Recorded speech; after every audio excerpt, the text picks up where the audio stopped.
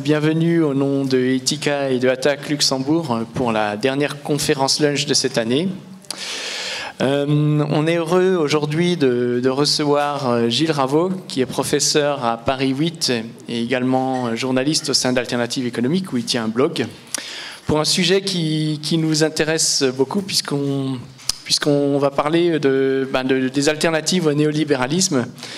Et ceci dans un contexte un peu particulier, puisque vous avez suivi, comme tout le monde, les derniers événements qui se passent en France, où on est dans une situation quasi insurrectionnelle, sur des thématiques qui, jusqu'à présent, n'étaient pas vraiment à l'ordre du jour, en tout cas dans les grands médias, qui sont des thématiques principalement sociales et environnementales. Et c'est justement, ça tombe bien, puisqu'on voit bien que nous sommes aujourd'hui dans une impasse du néolibéralisme sur ces deux thématiques-là. Pas uniquement en France, d'ailleurs. Vous avez suivi l'actualité aussi dans les pays européens comme non européens. Donc, je ne vais pas refaire toute l'historique. Mais donc, du coup, on s'est dit que c'était l'occasion de discuter avec Gilles Raveau sur ces thématiques, donc pour sortir du néolibéralisme sans obligatoirement renverser la table et faire la révolution, quoique c'est peut-être ce qui va se passer en France, on ne sait pas. Mais en tout cas, pour proposer quelque chose qui soit à la fois viable et qui donne une ouverture pour une transition énergétique que nous souhaitons tous, surtout que vous avez été nombreux à voir la mobilisation quand même très forte, même à Luxembourg, de samedi dernier, sur la thématique du climat. Donc voilà, sans plus attendre, je passe la parole à Gilles Raveau, et après on aura bien sûr la séance des questions-réponses et des dédicaces de son livre. Voilà, donc à vous la parole. Bonjour à tous. Je sais pas, il faut que je m'approche là du micro ou non, c'est bon? C'est bon, c'est comme ça. Merci beaucoup pour l'invitation. J'étais jamais allé au Luxembourg ni à Luxembourg, donc je fais d'une pierre deux coups. Merci beaucoup à Jean-Sébastien pour l'accueil et le chaperonnage depuis la gare jusqu'ici. Donc effectivement, comme j'avais peur qu'il n'y ait pas grand monde à ma conférence, j'ai organisé cette petite révolte des Gilets jaunes afin de susciter l'intérêt pour ce que je raconte. Alors, je vais commencer par ça, puisqu'effectivement, c'est ce qui fait l'actualité au sens fort du terme depuis un mois maintenant en France. Alors, qu'est-ce qui a suscité la colère des Gilets jaunes? Donc, comme vous le savez, initialement, c'était la hausse des taxes sur le carburant, qui était justifiée par Emmanuel Macron pour des raisons écologiques, c'est-à-dire qu'on sait effectivement que nous devons absolument réduire drastiquement notre consommation d'énergie fossile. Et effectivement, le moyen privilégié par les économistes pour réduire la consommation d'un bien quel qu'il soit, c'est tout simplement d'augmenter son prix. Et effectivement, en tant qu'économiste écologique, je partage l'idée selon laquelle il faut augmenter effectivement le prix des énergies fossiles, mais encore faut-il ne pas le faire n'importe comment. Et donc une des raisons pour lesquels les gens ont protesté, c'est que Emmanuel Macron n'est absolument pas crédible comme personne voulant mener une politique écologique, puisqu'il ne fait rien pour engager la France sur une trajectoire de transition écologique. Donc il y avait un sentiment d'injustice en disant, nous qui avons une dépense absolument contrainte dans les zones rurales et périurbaines de transport individuel, on nous demande de nous adapter alors qu'en fait nous ne pouvons pas nous adapter. Il y a une prime à la conversion qui existe en France pour acheter un véhicule électrique, mais qui est ridicule, qui est de l'ordre de 3 000 ou 4 000 euros, alors que le moindre véhicule électrique vous coûte 20 000 euros. Donc pour des ménages normaux, ça n'a strictement aucun sens. Et donc, ces gens ont dit, effectivement, nous, on nous demande de faire des efforts, alors que dans le même temps, par exemple, rien n'est fait pour qu'une entreprise comme Total fasse une contribution significative à la transition écologique.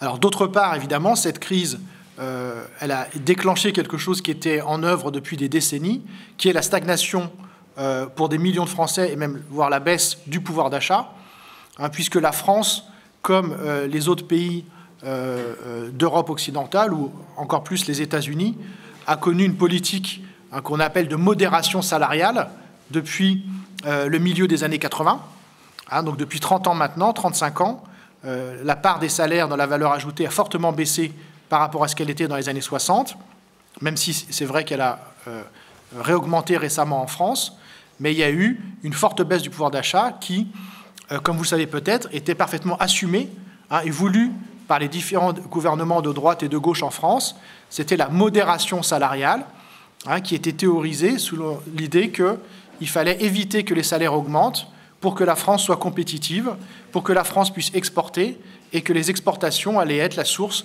de la croissance de l'emploi en France. Ça a été théorisé en Allemagne par le théorème de Schmitt en 1974, selon lequel les profits d'aujourd'hui, qui sont permis justement par la modération salariale, les profits d'aujourd'hui sont les investissements de demain et les emplois d'après-demain. Or, on sait, et ça fait un sacré nombre d'années qu'on sait, que ce théorème est faux en Europe, puisque les investissements en Europe n'ont pas progressé depuis les années 80 et ont même plutôt eu tendance à baisser. Et c'est justement une des raisons de la faible croissance en Europe et de la forte montée du chômage. Il faut quand même savoir qu'il y a une étude de la Banque centrale européenne qui estime que le taux de chômage dans la zone euro aujourd'hui est de 20%. Et de 20%, c'est la Banque centrale européenne qui l'indique, lorsque l'on prend en compte les travailleurs découragés et les gens qui travaillent à temps partiel, très majoritairement des femmes, alors qu'elles souhaiteraient travailler à temps plein. Donc il y a un sous-emploi qui est absolument massif en Europe, qui est la conséquence de la faible croissance économique. Et puis évidemment, Emmanuel Macron a fait des erreurs colossales à la fois en termes de raisonnement économique et de symbolique, avec la suppression de l'impôt sur la fortune au tout début de son quinquennat et la réduction des impôts qu'on verse lorsqu'on perçoit des dividendes, ce qui a fait qu'il a été qualifié à juste titre de président des riches. Le seul bémol qu'on pourrait ajouter, c'était peut-être que c'est un président même des très riches, parce que là, il s'est vraiment adressé aux quelques milliers ou dizaines de milliers de Français les plus riches du pays, pendant que, dans le même temps, il prenait des mesures très étonnantes, comme une baisse des allocations logement de 5 € par mois, mesure absolument ridicule sur le plan budgétaire, mais qui a été vécue de façon très humiliante par les personnes concernées, qui vivent avec des budgets très faibles et qui avaient le sentiment qu'on leur prenait encore un petit peu alors qu'ils avaient déjà du mal à vivre décemment. Un autre aspect qu'il faut noter dans la colère des Gilets jaunes, c'est qu'il y a une revendication démocratique qui est très intéressante, c'est-à-dire que notamment sur le plan démocratique, il y a plusieurs demandes qui sont faites, comme par exemple d'avoir une élection de l'Assemblée nationale au scrutin proportionnel, comme ça existe dans certains pays développés qui pourtant ne s'autodétruisent pas pour autant, contrairement à ce qu'on vous explique en France quand vous demandez ce scrutin, puisqu'en France, lorsque vous demandez le scrutin à la proportionnelle, on invoque le souvenir de la 4e République et de sa légendaire instabilité gouvernementale pour vous dire que c'est parfaitement impossible. Et donc nous avons, notre Assemblée est élue au scrutin majoritaire, ce qui fait que, eh bien évidemment, il y a des millions de voix qui sont parfaitement perdues, puisque vous avez une élection majoritaire à 2 tours, et donc si votre candidat n'est pas élu, eh bien évidemment, toutes les voix de ce candidat sont perdues, contrairement à ce qui se passe dans un scrutin proportionnel, mais ça, je sais que je n'ai pas besoin de vous l'expliquer. D'autre part, il y a des demandes aussi de référendum d'initiative populaire qui sont présentées par les Gilets jaunes, à l'image de ce qui se fait en Suisse, pour avoir des respirations démocratiques. Le mot a beaucoup été utilisé en France ces dernières semaines, avoir des respirations démocratiques durant le mandat présidentiel. Donc il y a une réflexion sur la démocratie qui est tout à fait intéressante au sein des Gilets jaunes. Et d'ailleurs, il y a quelque chose que j'ai trouvé étonnant, c'est que, comme vous savez peut-être, les Gilets jaunes refusent d'être représentés. Ils refusent d'être représentés non seulement par des syndicats ou par des partis politiques, mais ils refusent même d'avoir des représentants. Et en fait, ce qu'ils demandent, c'est quand même tout simplement la démocratie. C'est effectivement la démocratie, c'est que chacun a droit à participer au dialogue, chacun a droit à être écouté. Et en fait, on est tellement... les principaux médias et toutes les institutions sont tellement habitués à dialoguer avec des représentants qui, effectivement, sont de moins en moins représentatifs, que cette simple demande est immédiatement taxée de populiste. Donc c'est quand même assez intéressant de voir que demander la démocratie, aujourd'hui, c'est vu comme étant quelque chose qui remet en cause la démocratie, alors qu'en fait, il s'agit de remettre en cause la démocratie représentative, ce qui n'est qu'une des formes de démocratie. Il y en a bien d'autres, donc c'est quand même assez intéressant de voir que les Gilets jaunes remettent en cause beaucoup de choses en France actuellement et ont l'avantage de constituer un mouvement social qui est majoritairement constitué de classe moyenne ou de classe moyenne inférieure ou de classe populaire. On ne sait pas exactement comment les définir. Et là aussi, la gauche, notamment en France, se lamente depuis des décennies du fait que les classes populaires ne seraient pas assez politisées, ou alors que quand elles se politiseraient, ça serait pour voter pour l'extrême droite. Et un fait remarquable dans le mouvement actuel des Gilets jaunes, c'est que les revendications d'extrême droite y sont très peu présentes, alors que l'extrême droite représente en France à la louche 25% aux élections. Donc il n'y avait pas de raison de penser qu'il y aurait moins de 25% de Gilets jaunes qui seraient d'extrême droite, surtout que l'extrême droite vient majoritairement de ces catégories sociales.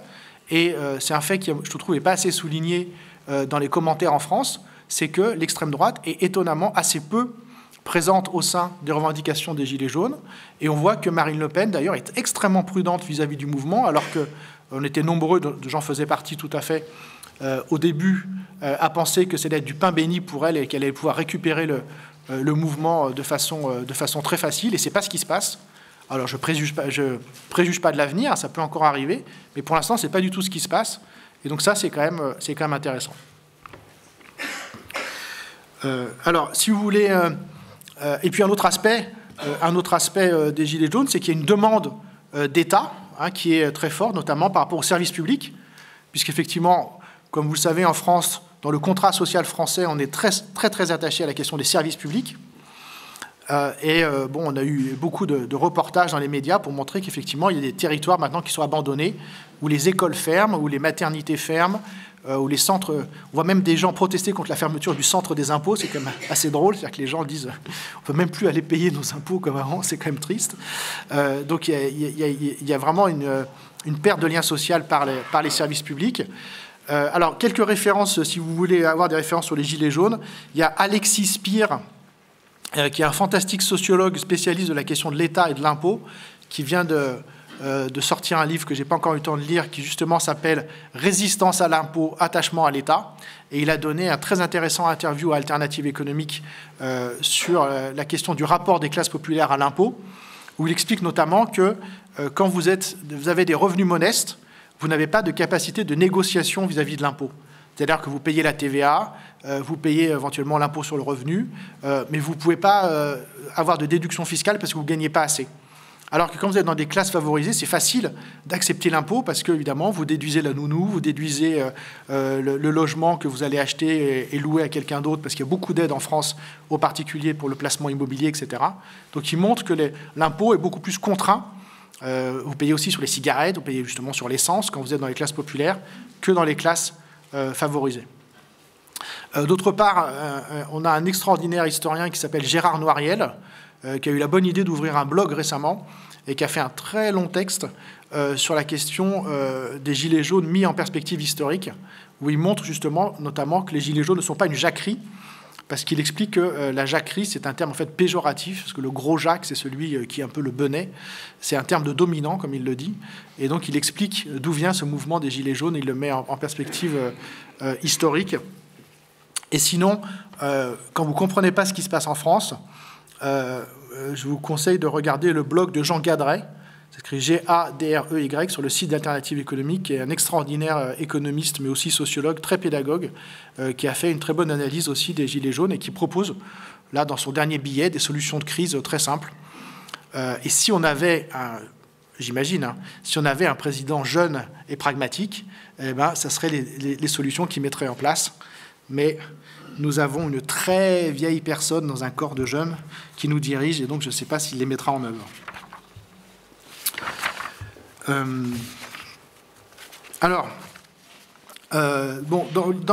Dans le livre, j'aborde beaucoup de thèmes très différents. Alors, il y en a ici, certains dont vous êtes les experts ici, donc je vais pas parler trop de temps. Je vais juste quand même rapidement présenter le plan du livre. Alors, donc l'idée du livre, c'est de dire...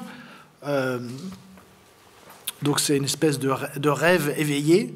La première partie du rêve, c'est un gouvernement de gauche est élu en France. Donc je vous laisse prendre la mesure de ce rêve. Et la deuxième partie du rêve, c'est on m'appelle pour me demander quelles mesures mettre en place. Et est-ce que j'ai des choses à dire? Donc c'est vraiment ça que je me suis donné comme ligne de conduite, c'est de dire, voilà, il y a un gouvernement en France de gauche, donc et il faut agir tout de suite. Hein, et on sait que le temps politique est de plus en plus court. Donc, on évacue d'emblée la sortie de l'Union européenne, la sortie de l'euro. Il s'agit d'agir. Est-ce qu'on peut faire des choses? Et j'étais assez angoissé par ce cahier des charges que je m'étais donné à moi-même, parce que j'avais peur de ne pas pouvoir proposer grand-chose, puisque tout le monde pense quand même qu'on ne peut rien faire. L'état d'esprit en France aujourd'hui, parmi les gens de gauche et de droite, qui essayent de regarder un peu objectivement la situation, c'est qu'on ne peut rien faire. Et en fait, je me suis fait à moi-même une bonne surprise parce que je me suis rendu compte qu'on pouvait faire pas mal de choses, qui changeraient quand même assez considérablement la vie des personnes qui habitent en France, sans changement institutionnel. Alors pour ceux qui connaissent, en fait, c'est la même méthode que la modeste proposition pour sauver la zone euro de Hollande, Galbraith et Varoufakis, qui était sortie il y a quelques années en anglais, puis en français ensuite. Alors, il y a 4 parties. Et d'autre part, donc ça c'est la première chose. La deuxième chose, c'est que j'ai essayé de faire un ouvrage qui soit le plus légitimiste possible. Et donc, c'est pas mes idées, c'est les idées des économistes que je trouve intéressants et qui écrivent actuellement.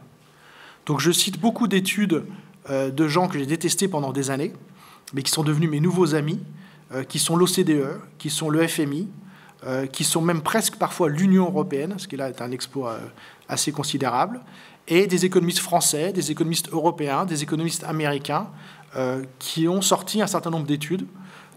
Donc je cite beaucoup de choses très empiriques, très appliquées pour voir ce qu'on pourrait faire. Donc la première partie de l'ouvrage, c'est le cadre actuel. Donc je fais un chapitre sur la mondialisation. À chaque fois, c'est une espèce d'énorme fiche de lecture sur plein d'études. Il y a un chapitre sur la mondialisation, un chapitre sur la finance et un chapitre sur l'Europe. Ensuite, la deuxième partie est centrée sur l'État. Qu'est-ce que peut faire l'État avec la question des politiques budgétaires et d'austérité, puis la question de la politique industrielle. Après, la troisième partie de l'ouvrage, c'est sur la question sociale, avec un chapitre sur les salaires, un chapitre sur le chômage et un chapitre sur les inégalités. Et la quatrième partie, c'est d'essayer de réfléchir à un avenir qui soit désirable, comme dirait Benoît Hamon, avec un chapitre pour sortir de la croissance et un dernier chapitre où je me lâche un peu avec mes propositions personnelles pour un avenir meilleur, plein de bisounours. Alors, je me suis dit que pour aujourd'hui, je pouvais peut-être vous parler un peu du chapitre sur les salaires, puisque c'est quand même au cœur donc, de la contestation sociale en France, et c'est au cœur de beaucoup de débats aux États-Unis aussi, dans plein de pays européens. Et par exemple, ce que je raconte dans le livre, c'est que en 2011, au plein cœur de la crise de l'euro, je ne sais pas si vous vous en souvenez, en 2011, il y a eu un pacte pour l'euro qui a été signé, et ce fameux, qui s'appelle quand même un pacte pour l'euro, donc pour sauver la monnaie unique. Et ce pacte, que vous trouverez facilement en ligne, si vous le lisez, vous verrez qu'il accuse les salaires de tous les problèmes de l'Europe. C'est-à-dire que l'Europe est en crise, l'euro est en crise, parce que les salaires sont trop élevés dans l'Union européenne, y compris, d'ailleurs, c'est dit explicitement, dans le secteur public.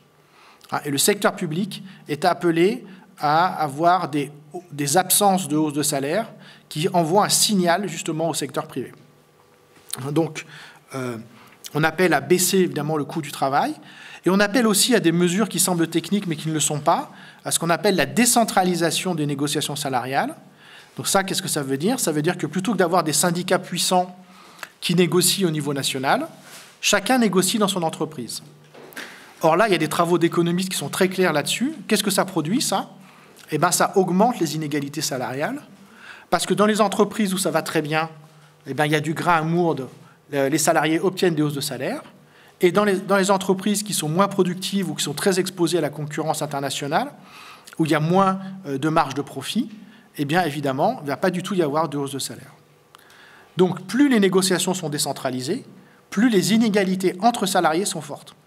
Donc, l'Union européenne, dans ce texte, appelait à accroître les inégalités entre salariés, comme si elles n'étaient déjà pas assez fortes, alors que, là aussi, il y a plein d'études, notamment de l'OCDE, qui montrent que cette décentralisation des salaires, contrairement à ce qui est présupposé dans le texte de l'Union européenne, n'augmente pas l'emploi total. Il n'y a pas du tout de raison de penser que c'est favorable à l'emploi d'une façon globale. Par contre, c'est favorable, entre guillemets, aux inégalités. Et l'Union européenne, dans ses textes, appelait très tranquillement à la mise en place d'une autorité de la compétitivité dans chacun des pays de l'Union européenne, autorité qui serait évidemment indépendante et qui aurait pour but, c'est dit noir sur blanc par le texte de l'Union européenne, de susciter l'adhésion aux réformes. Parce qu'ils se sont rendus compte qu'il y avait un petit manque d'adhésion aux réformes dans les populations européennes. Et donc, il faut créer des autorités indépendantes avec des experts dont on pense qu'effectivement, il y a beaucoup de chances qu'elles suscitent une forte adhésion aux réformes.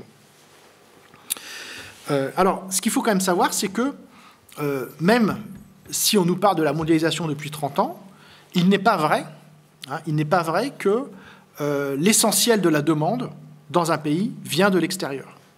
Et donc là, je cite aussi des travaux d'économistes qui montrent que même dans un pays comme l'Allemagne, lorsqu'on regarde l'ensemble de l'économie allemande, eh bien, la majorité de l'activité vient de la demande intérieure, vient de la consommation des ménages, vient des investissements des entreprises, vient de la commande publique qui reste importante.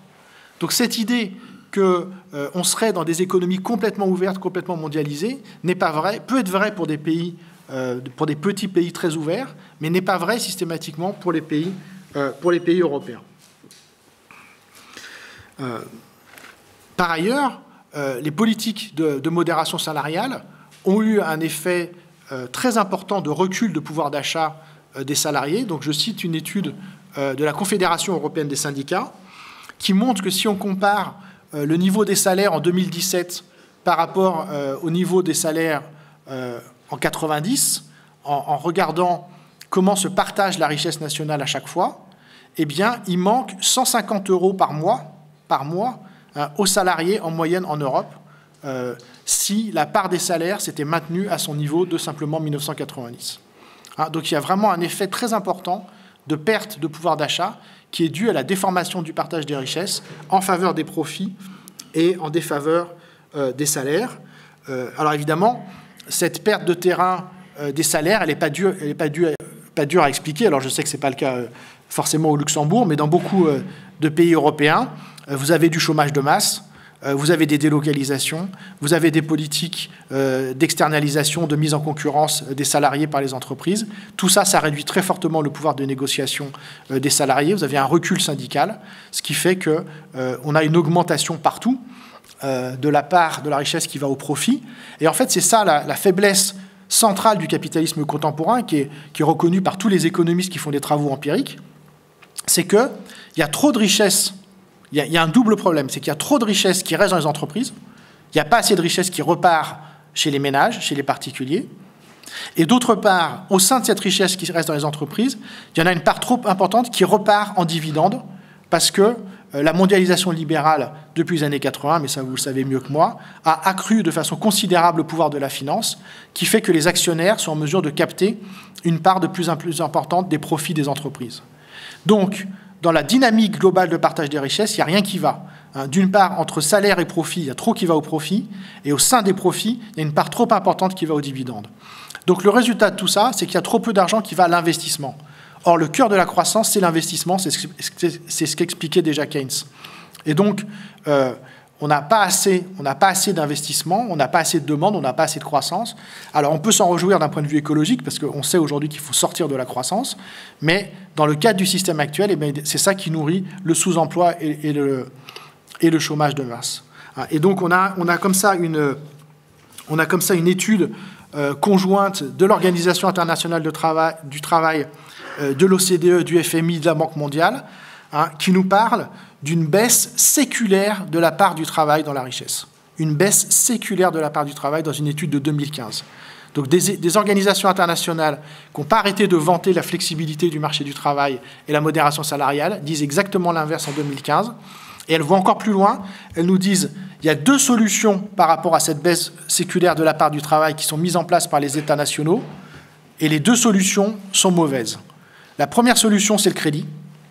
C'est ce qu'on a vu aux États-Unis. C'est-à-dire que puisque les salaires stagnent, puisque les salaires n'augmentent pas, on développe le crédit aux ménages et on arrive à la magnifique crise de 2008 une fois que la bulle de crédit explose. Ou alors l'autre solution, c'est la concurrence pour essayer d'avoir la modération salariale la plus forte et gagner des parts de marché à l'exportation. Or, le problème, c'est qu'en faisant ça, eh bien, on empêche les hausses de salaire partout, et donc le résultat, c'est que la demande baisse partout. Et là, le serpent se mord complètement la queue, c'est-à-dire que comme on n'a pas assez de demande dans les pays, en fait, on empêche les salaires d'augmenter pour être compétitif à l'international, pour exporter. D'accord ? Donc ça peut marcher si vous êtes le seul à le faire, mais c'est ce qui se passe dans la zone euro. Tout le monde fait la même chose. Donc puisque tout le monde fait la même chose, d'où est-ce qu'elle va venir la demande pour acheter les exportations ? Il n'y a pas de demande pour acheter les exportations puisque les salaires stagnent partout. Donc au nom de la compétitivité, on maîtrise les salaires, mais le résultat, c'est qu'il n'y a pas de demande pour acheter les exportations, et donc effectivement, il n'y a pas de croissance. Et donc comme il n'y a pas de croissance, il n'y a pas de gain de pouvoir d'achat, et comme il n'y a pas de gain de pouvoir d'achat, il y a des Français qui se retrouvent sur des ronds-points avec d'affreux gilets jaunes. Donc on voit que le raisonnement de l'Union européenne est complètement faux, comme d'habitude, c'est-à-dire que le pacte pour l'euro fait de l'excessive hausse des salaires le problème, alors qu'en fait, le problème, c'est l'excessive modération salariale. Et les économistes du FMI, de l'OCDE, sont beaucoup plus sérieux que les États et les chefs de gouvernement qui ont signé le pacte de l'euro, encore une fois, en 2011, c'est pas si vieux, et qui ont strictement rien compris à ce qui se passait, alors que ça fait un certain nombre d'années que les bons économistes expliquent que c'est ça le problème. Et par contre, là où la situation s'aggrave, et ce qui constituerait un des aspects de la sortie de crise pour les Gilets jaunes en France, malheureusement, n'est pas accessible à court terme, et ça, c'est un énorme problème social et économique, c'est que la mondialisation conduit à une polarisation des emplois.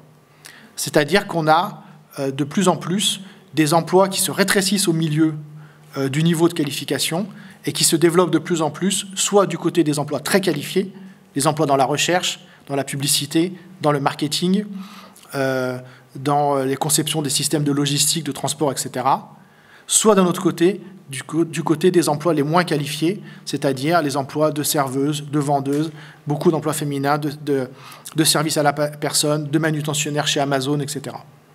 Pensez, c'est aussi une conséquence du progrès technique, dont on parle à mon avis beaucoup trop peu, puisque le progrès technique est à l'origine en fait de la majorité de la destruction des emplois plus que la mondialisation. Pensez typiquement à Amazon. Amazon, ça détruit des emplois qualifiés de libraires pour créer des emplois déqualifiés de manutentionnaires dans les entrepôts. Et donc, avec l'effondrement des emplois intermédiaires, eh ben, c'est la classe moyenne qui est attaquée. Et ça pose un problème politique, ça pose un problème social majeur, parce qu'il y a plein de gens qui se retrouvent sans emploi. Et ça pose un problème politique aussi, parce que la classe moyenne, historiquement, c'est celle qui a soutenu l'État-providence et la démocratie. Je vous donne juste un aperçu pour la France. En France, depuis 2008, on a plus d'1 million de personnes pauvres en plus. 1 million de personnes pauvres en plus depuis 2008 en France. Donc la crise de 2008, on n'a pas fini d'en payer les conséquences, et on pourrait relire d'ailleurs comme ça la crise des Gilets jaunes comme étant une conséquence de la crise de 2008. Mais en fait, il y a encore pire que ça. C'est un article de Denis Clerc que je cite. C'est que la structure des emplois, elle se déforme en permanence. Une espèce de révolution silencieuse que personne ne voit, mais qui est fondamentale. C'est que depuis 2008, en France, il n'y a quasiment pas eu d'emplois qui ont été créés. Il n'y a quasiment pas eu d'emplois qui ont été créés en France depuis 2008. Un petit peu ces dernières années, mais très peu. Mais les emplois qui sont créés sont des emplois qualifiés. Sont des emplois intermédiaires ou des emplois de cadre. Et les emplois qui sont détruits sont des emplois non qualifiés. Ce qui veut dire que si vous n'avez pas un niveau de compétence minimale en France aujourd'hui, et que vous avez le malheur d'avoir 40 ou 45 ans ou 50 ans, pour retrouver un emploi, c'est statistiquement impossible. Or, il se trouve qu'une des grandes faiblesses de la France, c'est le système éducatif. C'est régulièrement pointé par les études, là aussi, de l'OCDE. Et en France, nous avons 100 000 jeunes qui sortent du système éducatif sans compétences ni qualifications tous les ans. C'est l'échec principal de la société française aujourd'hui. Or, que vont devenir ces jeunes dans les années qui viennent à mesure que les emplois se complexifient? Je lisais un article, pour être conducteur aujourd'hui, pour être chauffeur routier aujourd'hui, il faut maîtriser la lecture et l'utilisation d'un certain nombre d'outils numériques, de gestion du carburant, de gestion du trafic, de gestion des commandes, etc. Donc même pour être chauffeur routier, il faut avoir des compétences minimales en termes de lecture, de mémoire, de capacité d'analyse, de synthèse, etc. Si on ne les a pas acquises en sortant de l'école, il y a un vrai problème. Et donc, parce que ça serait ça, la meilleure sortie de crise pour les Gilets jaunes, ça serait de donner de meilleurs emplois que ceux que les gens occupent, mais ces emplois-là, eh ben, en fait, on ne les a pas. On ne les a pas. Hein. Et en fait, vous n'avez que deux façons. Il y a un article de Jean Gadret, toujours, qui était paru il y a plus d'une dizaine d'années, qui expliquait que, en fait, il n'y a que deux façons d'avoir un niveau d'emploi très élevé. Il n'y en a que deux dans les pays développés. Et il nous dit, à chaque fois, ça se joue dans les services. Hein, parce que c'est dans les services que travaillent les 2 tiers des gens. Ce n'est pas dans l'agriculture, et c'est assez peu dans l'industrie. Il dit, soit vous faites une économie de petits boulots à l'américaine, qui repose sur de très fortes inégalités, hein, et c'est ce qu'on a tous remarqué quand on voyage aux États-Unis. Il y a un vigile devant chaque magasin. Vous allez dans le moindre café, il y a 4 serveuses, là il y en aurait une en France, etc. Chacun, dès que vous gagnez un peu d'argent, vous avez des babysitters, jardiniers, etc., etc. Donc c'est une économie de serviteurs, en fait, où les écarts de revenus permettent aux gens qui sont très qualifiés d'embaucher beaucoup d'autres personnes. Soit directement, soit indirectement, dans l'entrée souvent au restaurant, etc. Et nous dit, Jean Gadret nous dit, l'autre système, c'est le système suédois. Alors tel qu'il existait dans les années 90 et comme il existe beaucoup moins maintenant, c'est d'avoir un secteur public extrêmement développé, avec des emplois très qualifiés dans la santé et dans l'éducation, qui permettent là aussi d'offrir des conditions d'emploi aux femmes, mais au lieu que les femmes soient serveuses ou vendeuses comme aux États-Unis, elles sont cadres administratifs, elles sont médecins, elles sont profs dans le système suédois. Et le système suédois, effectivement, nécessite d'avoir des impôts beaucoup plus élevés, mais la qualité des services publics permet à l'économie d'être extrêmement efficace. Donc, par exemple, en Suède, il n'y a quasiment pas de personnes analphabètes. Il y a une efficacité extraordinaire du système éducatif qui permet d'avoir une économie très, très compétitive et là, pour le coup, entièrement tournée vers les exportations avec des produits à haute valeur ajoutée. Donc, vous avez ces deux extrêmes, soit d'un côté, une économie très libérale avec beaucoup d'emplois de très mauvaise qualité, soit au contraire une économie très social-démocrate avec une qualité des emplois très supérieure et un niveau de formation moyen beaucoup plus élevé. Et la France, en fait, est prise entre ces deux modèles. Et évidemment, il y a une résistance sociale et politique à aller vers le modèle américain, ce qui n'est pas possible de toute façon en France, vu le niveau des taxes et des emplois et des cotisations sociales. On ne peut pas avoir l'écart de revenus qui existe aux États-Unis entre la femme de ménage et le cadre, mais on n'arrive pas non plus à avoir le niveau de qualité des services publics et de compétitivité des pays scandinaves. Alors, est-ce qu'on peut augmenter les salaires en Europe?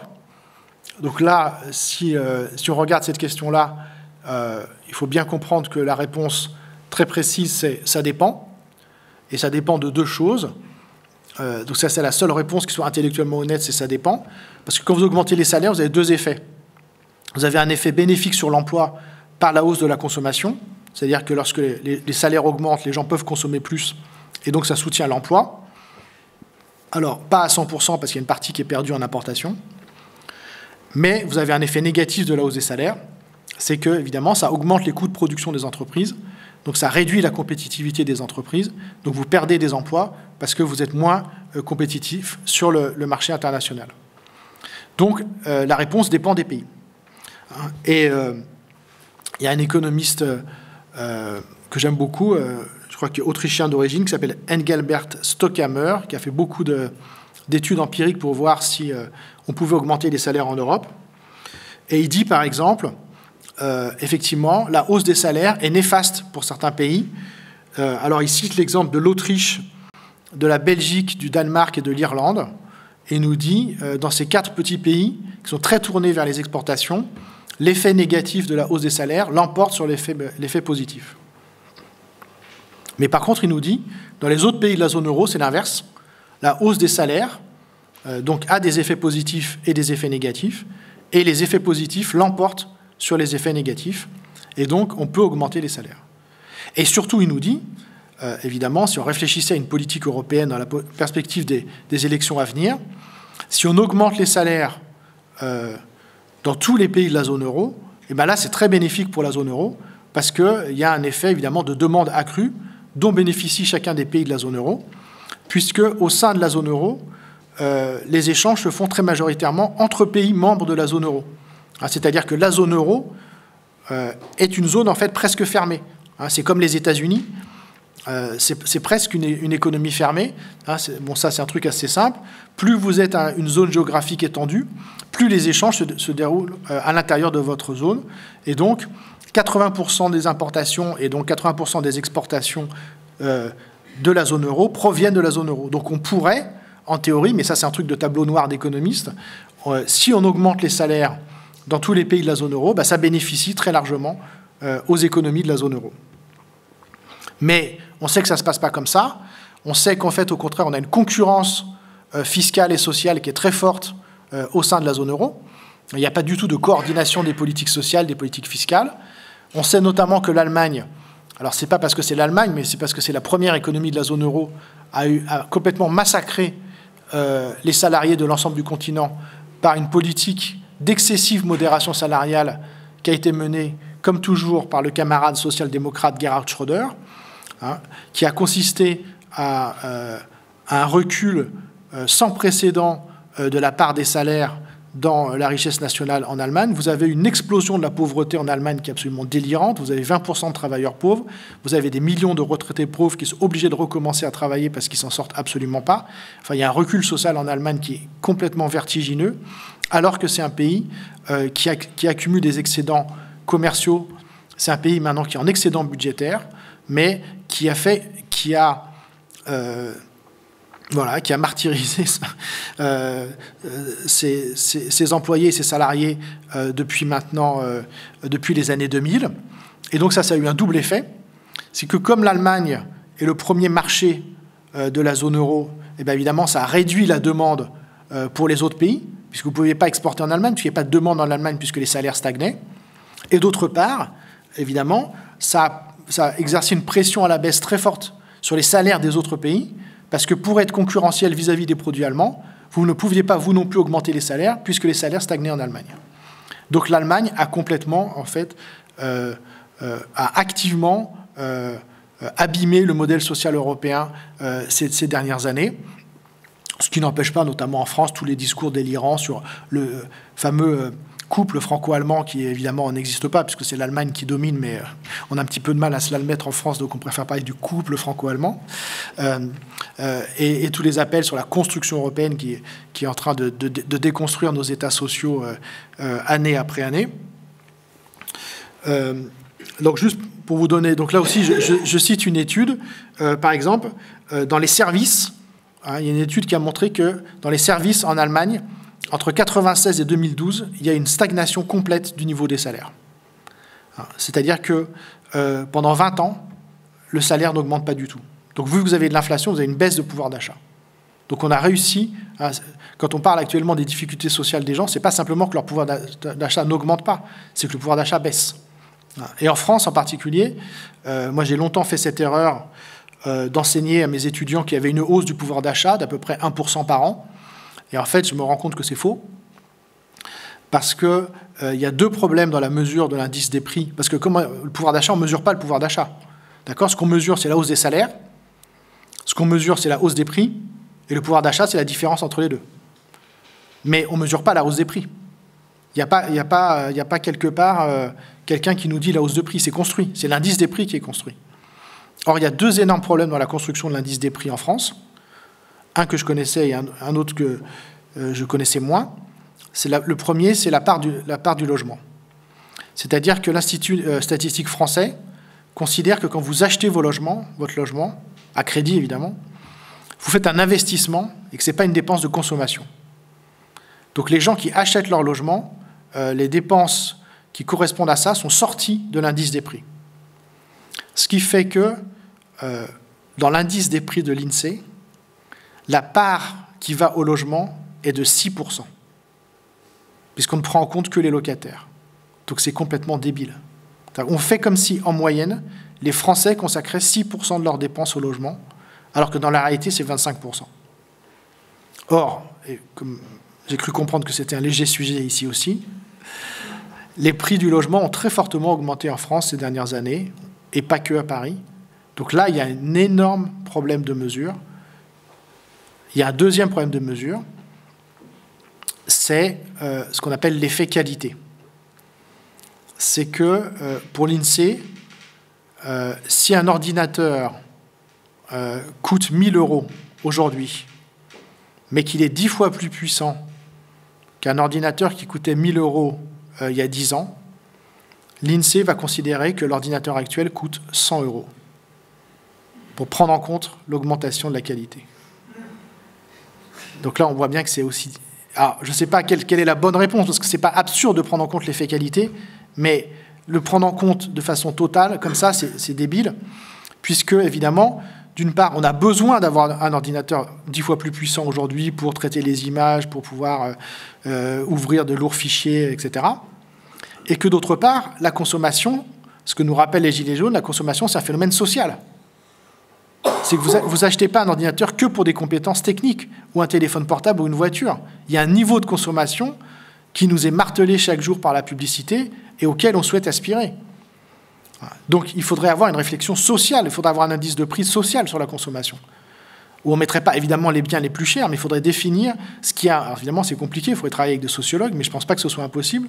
Il faudrait définir socialement ce qu'est le niveau de consommation qui est considéré comme normal ou moyen, et voir comment évolue le prix de ce panier.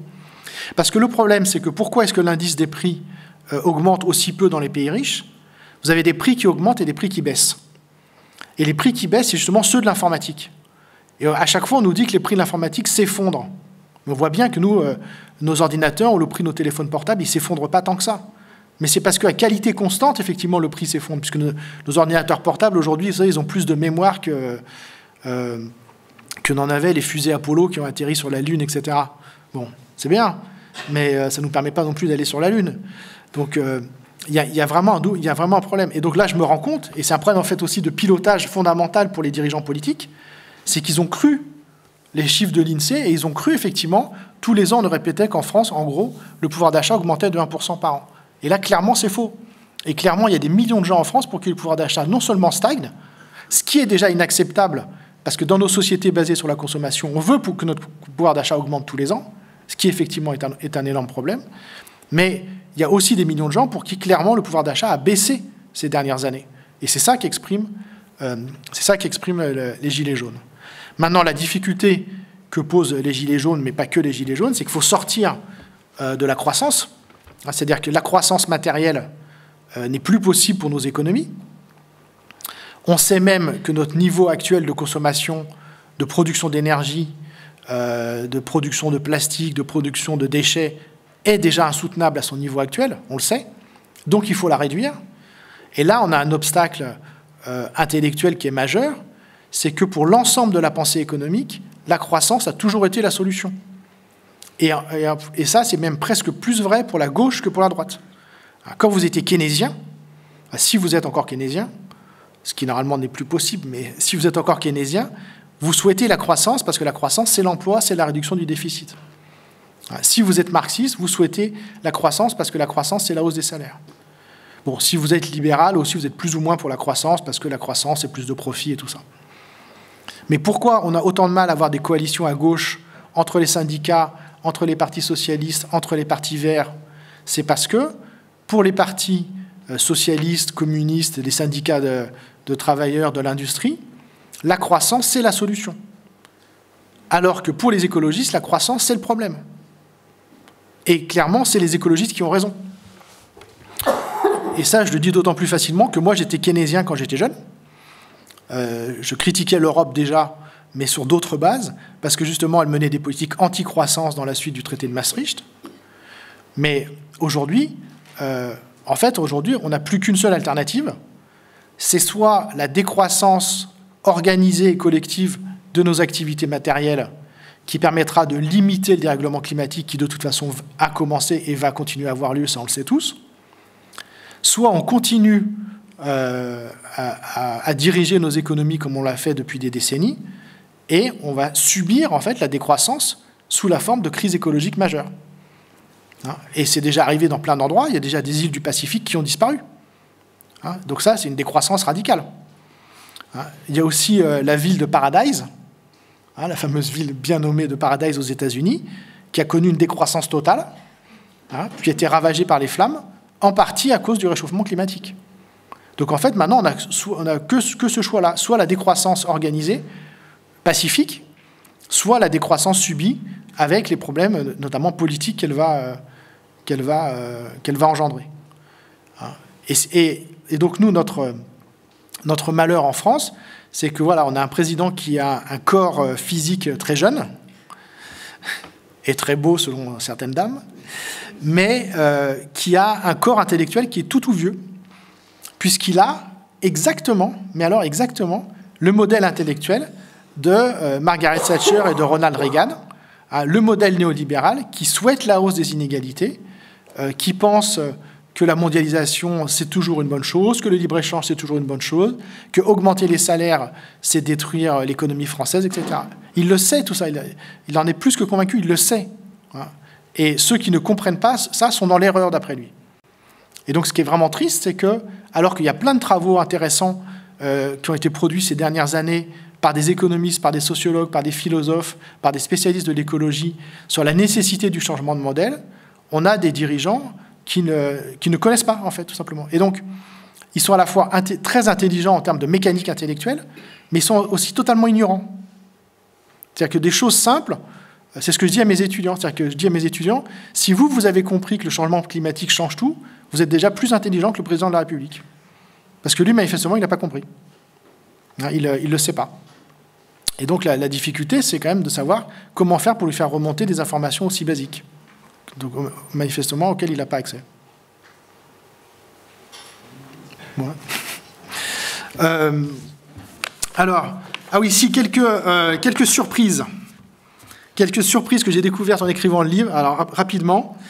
D'abord, concernant les startups et Apple, il y a une économiste d'origine italienne qui s'appelle Mariana Mazzucato, qui a montré que toutes les premières innovations d'Apple venaient de la recherche publique. C'est quand même assez drôle. Je suis aussi tombé sur un bouquin de 2 start-upers français qui écrit un livre qui s'appelle « Start-up, arrêtons le massacre » et qui appelle à la planification. Donc là, j'ai fait 10 fois le tour du bureau en sautant et en criant de joie, puisque donc ce vieux terme moche de planification, qui, comme disait Bernard Maris, nous fait passer le vent glacial de l'Union soviétique dans le dos, et bien ce vieux terme, voilà, finalement, il est réhabilité par 2 start-upers qui expliquent que les start-up sont des miroirs aux alouettes, que les jeunes gens s'y font exploiter par les autres, que c'est pas du tout un milieu divers, parce que les dirigeants de start-up sont tous, sont à 80% des hommes, venant de familles favorisées, ayant fait des écoles d'ingénieurs, de commerce, etc. Donc tout le modèle social qui était vanté par notre président, qui voulait qu'on soit une start-up nation, dans un discours prononcé en anglais. Tout ça, ça s'effondre, donc j'ai trouvé ça assez drôle. Autre chose sur le chômage. Chômage, sujet dont je pensais être un spécialiste. J'ai découvert d'abord qu'il n'y a pas d'exception française en termes de taux de chômage, ce qu'on nous raconte tout le temps en France, c'est-à-dire que quand on mesure correctement le taux de chômage en France, en fait, il n'est pas supérieur à celui qu'il est, par exemple, au Royaume-Uni, malgré toute la flexibilité du marché du travail britannique. D'autre part, j'ai découvert que la croissance ne permettait pas de lutter contre le chômage, ce qui est quand même une découverte incroyable. C'est-à-dire, pourquoi ? Parce que la croissance, en fait, est mangée par les gains de productivité. Donc effectivement, la croissance permet de produire plus, elle permet par contre d'augmenter le pouvoir d'achat, c'est très important. Mais quand il y a beaucoup de croissance, les entreprises investissent beaucoup, achètent des machines, se réorganisent, font des gains de productivité. Et donc en fait, la seule façon de réduire le chômage, c'est le partage du temps de travail. C'est absolument la seule façon. Juste pour vous donner un chiffre, depuis les années 60 en France, le PIB a été multiplié par 4, à peu près, et le nombre d'heures travaillées pour produire ce PIB multiplié par 4 depuis les années 60 a diminué. Alors que la population a explosé pendant le même temps, on travaille moins d'heures en France aujourd'hui que dans les années 60 pour produire 4 fois plus de trucs inutiles. Et puis, dernière chose importante, les inégalités. J'ai beaucoup cité l'ouvrage, peut-être, je pense, le plus important que j'ai lu ces dernières années, de Richard Wilkinson et Kate Pickett, qui s'appelle « Pourquoi l'égalité est meilleure pour tous ». Et je sais qu'ils vont sortir bientôt un nouvel ouvrage qui est la suite de leurs travaux. Et Wilkinson et Pickett sont d'excellents économistes parce que ce ne sont pas des économistes, ce sont des médecins, et en fait, ils font le lien entre inégalité, santé mentale, santé physique, démocratie, éducation. C'est un ouvrage absolument fondamental, et il montre que plus une société est compétitive, moins les gens ont en confiance en eux, plus ils sont agressifs les uns avec les autres, plus chacun est obligé d'être dur vis-à-vis des autres à l'extérieur, comme ils disent, chacun développe une dureté à l'extérieur pour essayer de gagner l'emploi, de gagner la prime, etc. Mais que ça s'accompagne d'une très grande insécurité psychologique interne, d'une grande inquiétude, d'une grande anxiété. Or, on sait maintenant que cette anxiété, ce stress généralisé qui est valorisé par les libéraux dans nos sociétés, ce stress généralisé, il a des conséquences en termes de santé qui sont très graves. Donc, le fait d'être inquiet, d'être stressé, d'être anxieux, eh ben, ça se traduit par des maladies cardiovasculaires, ça se traduit par des cancers, ça se traduit par une espérance de vie moindre. En France, aujourd'hui, entre un ouvrier non qualifié et un cadre supérieur, il y a 13 ans d'espérance de vie. Donc les inégalités sont absolument prodigieuses dans nos sociétés. Elles vont bien au-delà des simples inégalités de revenus. Et donc, il serait vraiment grand temps de s'en occuper. Et donc, c'est vraiment dommage parce qu'il y a plein de travaux, encore une fois, très intéressants qui existent. J'ai vu aussi sur la finance, j'ai aussi fait une découverte. Luigi Zingales, qui est un professeur très reconnu de l'Université de Chicago, donc on peut faire difficilement plus légitime sur la finance, qui, dans un article très récent, nous explique tranquillement que ce n'est pas du tout prouvé que la bourse, que le marché des actions américain ait contribué à la croissance de l'économie américaine. Voilà, donc toute la justification de la bourse qui est remise en cause par un des meilleurs spécialistes au monde du sujet. Voilà. Donc tout ça, c'est sur la table aujourd'hui. Il y a une connaissance incroyable de tous les dysfonctionnements de l'économie libérale et de tout ce qu'on nous raconte depuis les années 80. Je pense que ça finira par avoir des effets politiques, mais apparemment, ces informations ne sont pas encore parvenues jusqu'à l'Élysée. Voilà, merci beaucoup.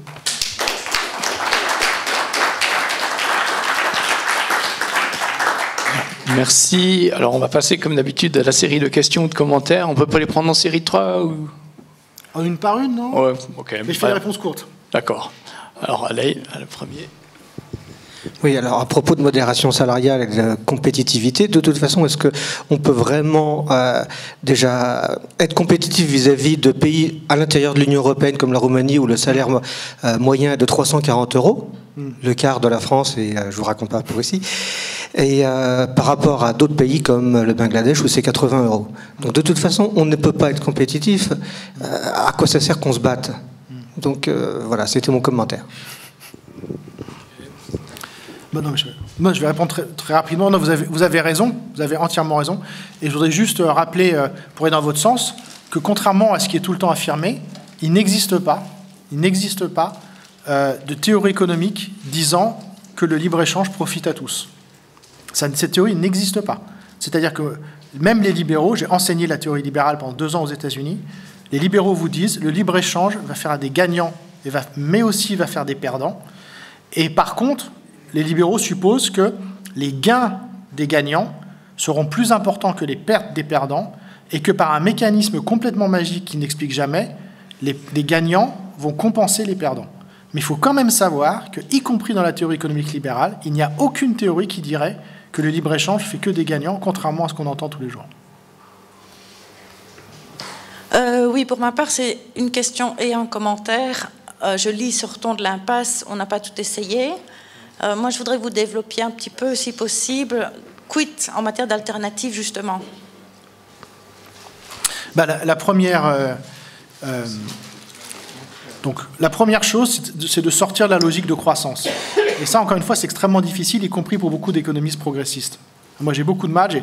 Tous mes copains, les économistes atterrés, ne sont pas clairs par rapport à ça. Moi, j'ai des copains aux économistes atterrés, il reste beaucoup d'entre eux, en fait, vous ressortent l'argument de la croissance en cachette. Bien sûr, ils sont écolos, etc., mais ils n'ont pas compris.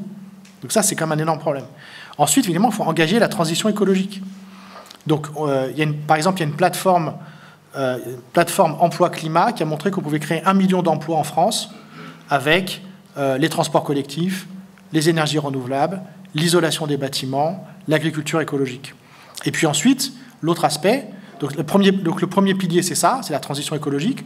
Ensuite, c'est une vaste redistribution des richesses en rétablissant donc, un impôt sur la fortune, en taxant plus l'héritage, en luttant contre les niches fiscales, contre la fraude fiscale, contre l'évasion fiscale. Donc là, il y a beaucoup de choses à faire en embauchant des centaines de fonctionnaires pour courir après les gens qui grugent l'État en France. Et puis le dernier pilier, ça serait la réduction du temps de travail. Mais pour vous dire le fond de ma pensée, je reste social-démocrate dans la mise en œuvre des moyens, dans les choses à organiser, mais je suis convaincu par les personnes qui disent que l'enjeu écologique aujourd'hui nous place dans la même situation qu'en 1945 avec la reconstruction du pays. C'est-à-dire qu'il faut sortir de la logique libérale qui veut qu'on laisse le marché, le fameux marché, entre guillemets, organiser l'économie, et puis ensuite on gère les problèmes, on gère la pollution, on gère les inégalités, la pauvreté. Aujourd'hui, il faudrait remettre autour de la table les entreprises, les salariés, les consommateurs, les citoyens, et organiser l'économie collectivement. C'est ça qu'il faudrait faire, c'est organiser l'économie collectivement, avec notamment une forme de planification. Mais ça, là, ça demande un autre saut intellectuel encore plus compliqué que de sortir de la croissance. Mais tant qu'on croira qu'on est dans une économie de marché, avec un marché libre quelque part qui fonctionne tout seul, ça ne marchera pas. Et notamment, effectivement, il faudrait revenir à des formes de protectionnisme sur des questions de normes sociales ou de normes environnementales. C'est-à-dire qu'effectivement, le libre-échange, l'Union européenne est la seule zone du monde à pratiquer le libre-échange intégral, c'est la seule. C'est complètement absurde. Les Chinois ne le font pas, les États-Unis ne l'ont jamais fait. Nous, on est les seuls à être complètement idiots là-dessus parce que l'Union européenne est une construction purement intellectuelle, sans aucune logique politique ou sociale. Et donc, effectivement, tout ça, ça supposerait aussi de revenir à des formes de protectionnisme. Donc, en fait, merci pour la question. Vous êtes sur des axes de rupture du modèle. Donc, on a tous compris ici, et vous avez été plus que clair sur sortons de cette sempiternelle croissance pour la croissance. Moi, je regardais vite les statistiques, et même dans les périodes de croissance extrême, le pourcentage des ouvriers au chômage n'a cessé d'augmenter, et celui des cadres n'a cessé de stagner, même en croissance extrême, donc fin des années 90, début des années 2000. Moi, donc, ce que j'entends, c'est que vous proposez de partir sur un renouveau de l'écologie, de mettre en économie l'écologie, taxer les riches, peut-être aussi taxer les pollueurs. C'est ça les axes que vous proposez? Parce que je voulais voir qu'est-ce qu'on n'a pas essayé en fait. Est-ce que vous pouvez encore plus développer? Non, mais là, enfin, je sais pas, je pense que ce que j'ai répondu à la dame, si on faisait déjà ça, je pense qu'on aurait déjà... je pense qu'on aurait déjà bien avancé. Pour être plus précis, la difficulté, et pour être très honnête dans la difficulté de ce que je propose, c'est qu'il faudrait arriver, et que j'ai à titre personnel d'ailleurs, hein, parce que j'adore consommer, donc j'adore prendre l'avion, j'adore ça. Donc il faut quand même reconnaître, je pense que si on veut être crédible dans le discours par rapport à l'écologie, il faut quand même vraiment dire que l'écologie, ça fait quand même vraiment chier. Hein. C'est-à-dire que c'est quand même un vrai souci par rapport à plein de trucs hyper confortables. C'est agréable d'avoir la clim dans la voiture, etc. Donc si on n'est pas honnête par rapport à ça, on ne sera jamais audible. Mais l'idée, c'est effectivement de partager les richesses, de travailler moins et d'avoir moins de revenus monétaires, mais de gagner en qualité de vie. C'est-à-dire que c'est ce que montrent toutes les études. C'est-à-dire que les gens... il y a des études qui montrent que les gens qui travaillent 4 jours par semaine ont plus de relations amicales, ont dans les niveaux déclarés de satisfaction un niveau plus élevé déclaré de satisfaction que les gens qui travaillent beaucoup, qui passent beaucoup de temps dans les transports, etc. etc. Mais ça suppose effectivement un changement de mode de vie et qui, par exemple, est complètement impossible tant qu'on sera autant inondé de publicité. Donc ça, par exemple, c'est anecdotique, mais si vous voulez changer de société, la première chose, c'est qu'il faut diviser par 10 l'exposition publicitaire. Vous ne pouvez pas être bombardé toute la journée de messages vous disant que si vous n'avez pas tout ça, vous êtes un loser, et accepter que votre revenu diminue. C'est juste pas possible. Enfin, en moyenne, c'est pas possible. Alors, il y a des héros, mais voilà, moi, j'en fais pas partie.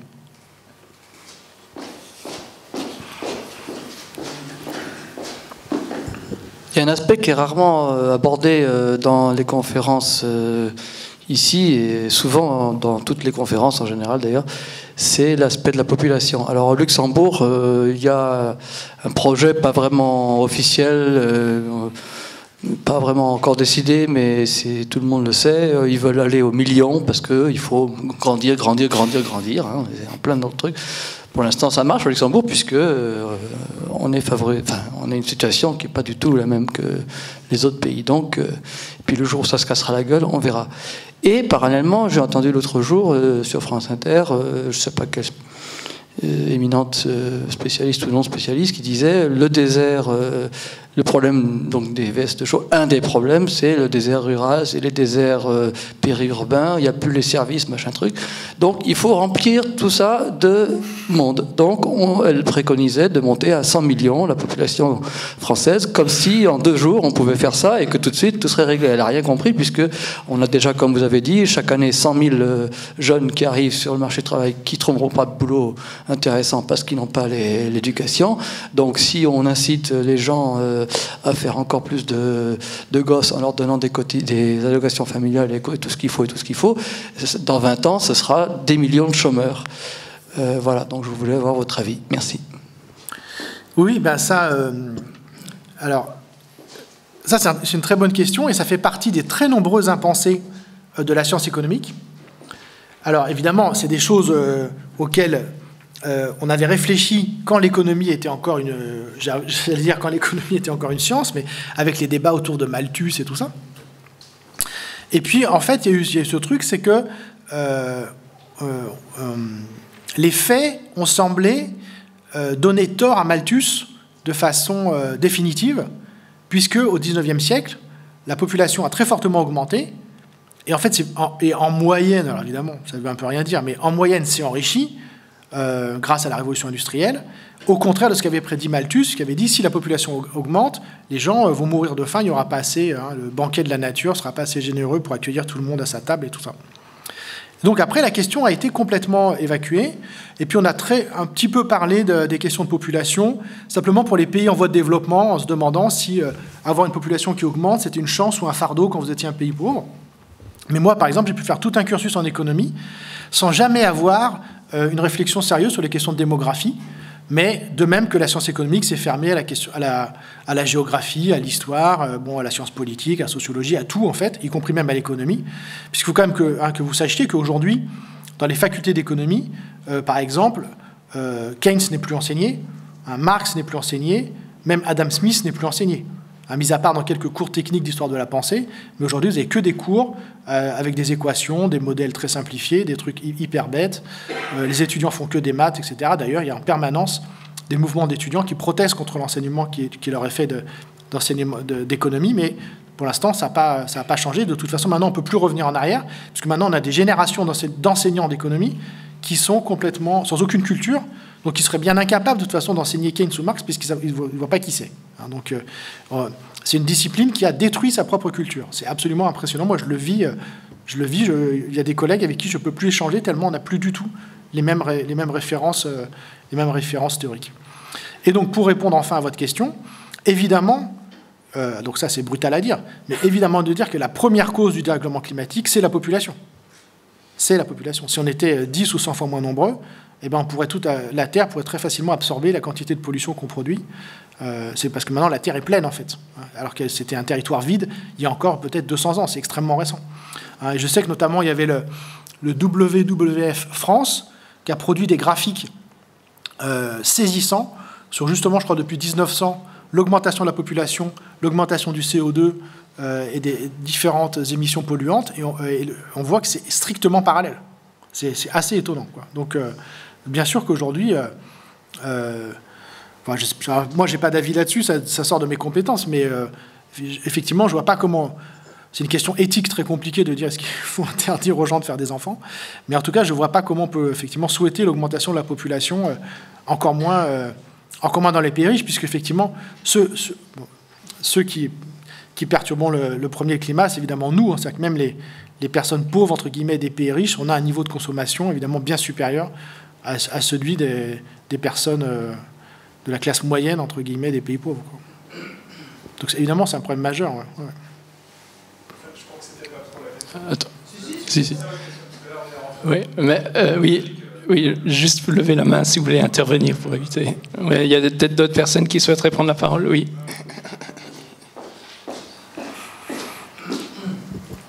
Oui, j'ai beaucoup aimé votre conférence d'ailleurs. Un exemple concret, par exemple l'agriculture, ce serait vraiment nécessaire de sortir par exemple des pesticides, de la monoculture, de fortement encourager les gens à manger moins de viande par exemple, etc. Et vous avez mentionné ce concept intéressant de planification. Et je me demandais, oui, est-ce que vous pensez que ça se passera sans planification, enfin sans impulsion de l'État, ou est-ce que les entreprises et les gens eux-mêmes pourraient prendre les choses en main, ou ce sera les deux, ou qu'est-ce qui pourrait se passer, ou qu'est-ce qui se passera, vous pensez? Je pense qu'il faudrait combiner différents instruments, mais par exemple, il faudrait déjà tout simplement que nos États interdisent certains produits. C'est-à-dire que par exemple, aujourd'hui, sont autorisés en vente libre des produits dont on sait qu'ils sont mauvais pour la santé.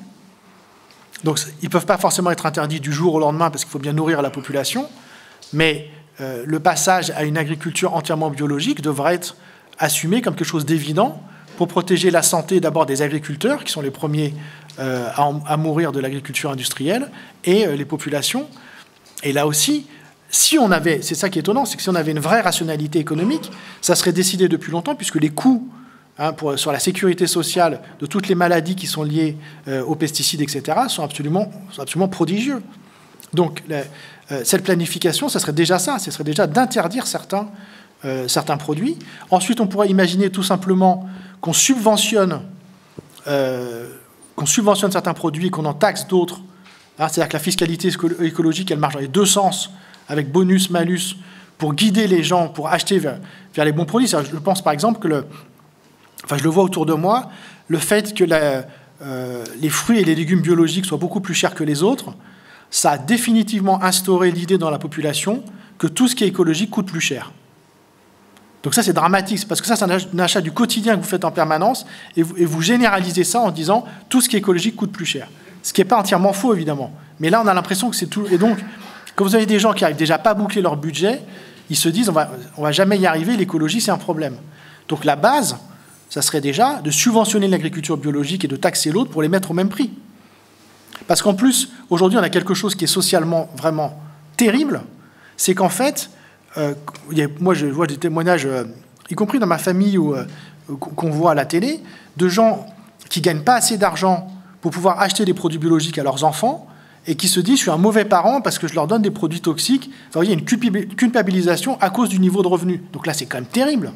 Alors que ça serait facile d'éviter ça sur un certain nombre de produits, vous voyez, par la taxation. Donc cette planification, elle peut passer comme ça. Et puis ensuite, il faudrait effectivement rétablir, et c'est effectivement tout l'inverse de ce que fait Emmanuel Macron, rétablir le dialogue social avec les coopératives d'agriculteurs, les coopératives de consommateurs. Il faut reprendre en main l'ensemble de nos économies en allant, si vous voulez, en utilisant toute la gamme des instruments qui sont à la disposition de l'action publique, de la plus dure qu'est l'interdiction pure et simple, en plaçant par des incitations, par la taxation, par la subvention, par le processus de volontariat, de certification, etc. Bon.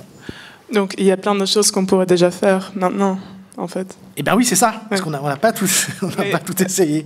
Non, mais on peut tout faire, On est enfin bon, encore plus ici qu'en France.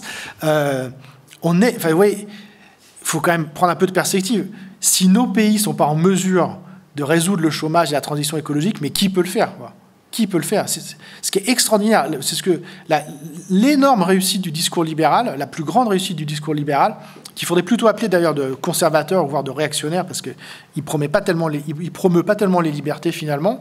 Mais l'énorme force de ce discours antisocial, c'est d'avoir réussi à nous convaincre qu'on ne peut rien faire, qu'on est pauvre, qu'on ne peut pas agir parce que le marché est plus fort que nous, parce qu'on a des déficits publics, etc. Parce qu'on ne peut pas prendre l'argent aux riches, sinon tout s'effondre, etc. Cette extraordinaire perte de pouvoir d'action, c'est la plus grande réussite intellectuelle. Et encore une fois, je parle de la France parce que c'est ce que je connais le moins mal, quand on pense à la France en 1945, le pays est ravagé.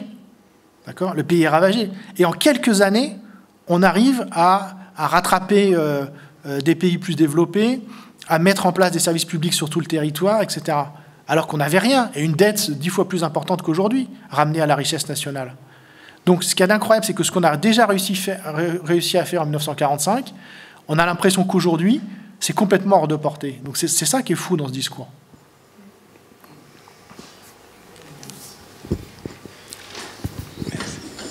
Est-ce qu'il y a d'autres commentaires ou questions? Oui, je passe. Bonjour et merci pour votre présentation qui a l'air très très lucide. En fait, moi, ma question est la suivante, c'est comment vous faites le pont maintenant entre vos propositions, vos analyses et la partie politique, en fait. Donc comment concrètement vous pourrez aller voir M. Macron ou un autre président? Non, mais c'est sérieux. C'est ça la question que les économistes doivent se poser. Comment on peut faire? Ou comment vous pouvez faire? Ou est-ce que vous y avez réfléchi? Voilà ma question. Bon, ben là, la réponse est beaucoup plus facile, parce que la réponse est « je ne sais pas ». Je ne sais pas. La seule chose que j'ai envie... Non, vraiment, je ne sais pas, parce qu'on part de trop loin. C'est vrai que... pour dire les choses précisément, le parti politique dont je me sens le plus proche actuellement, c'est Génération de Benoît Hamon, parce qu'il met au cœur de son discours la question écologique. Maintenant, là où je m'en éloigne, c'est que je trouve que c'est un parti qui, justement, n'a pas du tout pris en compte assez la mesure de la question sociale et qui, par exemple, ne revendique pas du tout la hausse des salaires. Et ça me paraît complètement fou, aujourd'hui, quand on voit le niveau des salaires en France, tous les gens qui gagnent 800, 900 euros par mois, de ne même pas dire qu'on va faire quelque chose pour eux, ça me paraît complètement dingue et voué à l'échec au niveau électoral, parce qu'effectivement, les ouvriers et les employés représentent la moitié de la population active en France. Et ce qu'il y a de dingue, c'est que ces gens-là, eh bien, les partis de centre-gauche et de centre-droit ne leur parlent plus depuis 20 ou 30 ans, ne s'adressent même plus à eux dans leur discours, ne leur disent rien sur leurs conditions d'amélioration de leur niveau de vie, et puis après on se plaint qui se dirigent vers des partis soit d'extrême gauche, soit d'extrême droite, ou en fait surtout qui s'abstiennent. Mon seul élément de réponse, mais je ne sais pas comment parvenir à ça, c'est je voudrais convaincre des dirigeants effectivement plutôt de gauche français que la France peut agir. En fait, moi mon message, c'est ça, c'est de dire, pour dire les choses brutalement, la France n'est pas la Grèce. Donc on est un pays riche, on est un pays qui peut engager la transition écologique, on est un pays qui peut se soustraire aux injonctions de Bruxelles concernant le déficit budgétaire. S'il faut s'endetter pour faire la transition écologique, on le fait, et puis c'est tout. Et ce qui me désespère, c'est cette perte complète de maîtrise de son destin politique par mon pays. Et c'est clairement, c'est ce que demandent les Gilets jaunes, c'est-à-dire qu'ils redemandent de la politique, et ils redemandent d'avoir des dirigeants qui arrêtent de nous dire qu'il faut s'adapter à la mondialisation, il faut écouter Bruxelles, en plus dans un jeu stratégique qui est bien connu, où tout ce qui est bien, ça vient de la France, tout ce qui est mauvais, ça vient de Bruxelles, alors que les choses sont un peu plus compliquées que ça, mais de retrouver la capacité d'action pour un pays comme la France qui est réelle, c'est-à-dire que la France est assez riche et assez puissante pour agir, et d'autre part, encore une fois, même s'il est vrai que l'État français est endetté, ce n'est pas un problème insurmontable, et d'autre part, il y a de la richesse dans le pays qui doit être mise au service, encore une fois, de l'avenir et de la transition écologique. Donc c'est ça qu'il faudrait retrouver, c'est la foi d'action au niveau national, et notamment abandonner tous les débats théologiques sur sortir de l'Europe ou pas, etc., qui, à mon avis, nous font perdre du temps.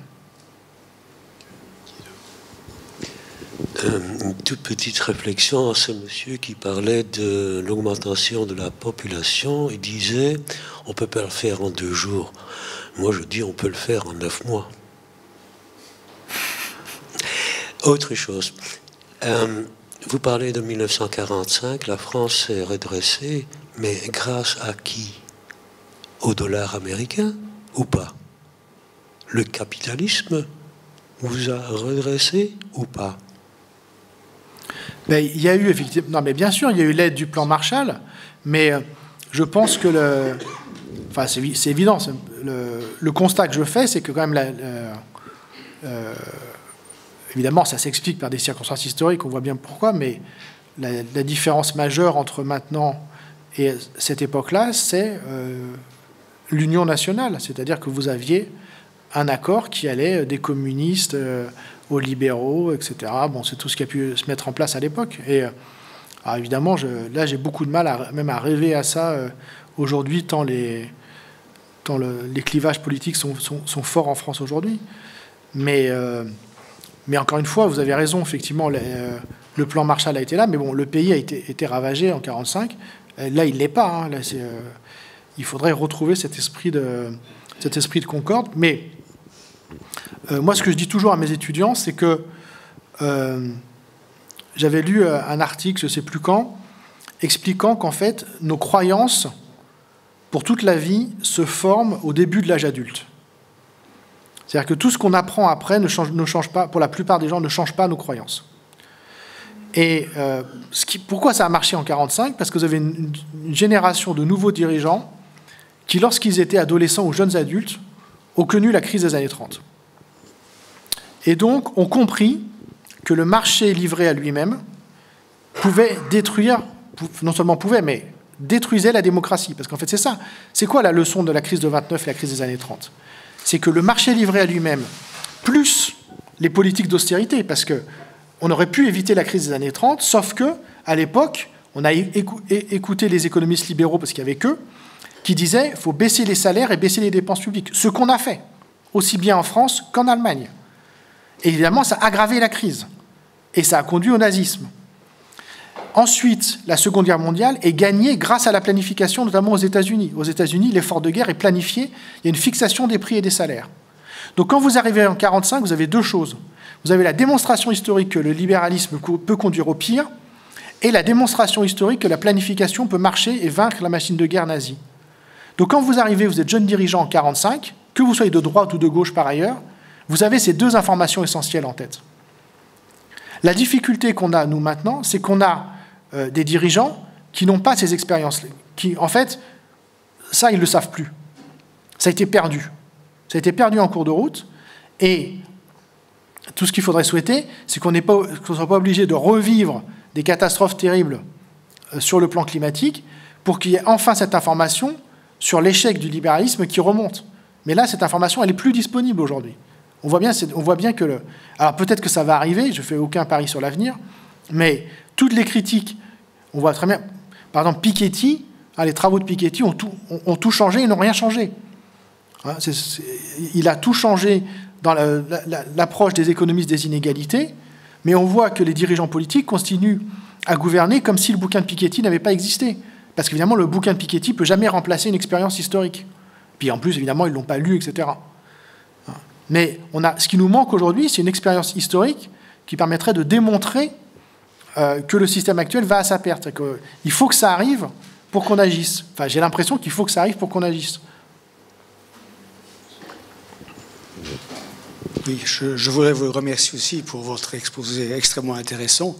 Vous avez lancé toute une foule d'idées. Et parmi celles, j'en recueille une qui est, vous dites, il faudrait en quelque sorte organiser des plateformes de dialogue, de consultation, où toutes les composantes des forces d'un pays, non seulement les institutions, mais aussi la société civile, soient réunies autour de tables sans doute à thématiques différentes.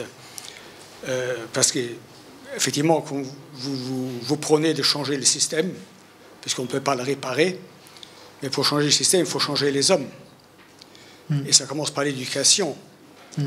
Donc, dès le début, encore faudrait-il des éducateurs qui sachent transmettre le message.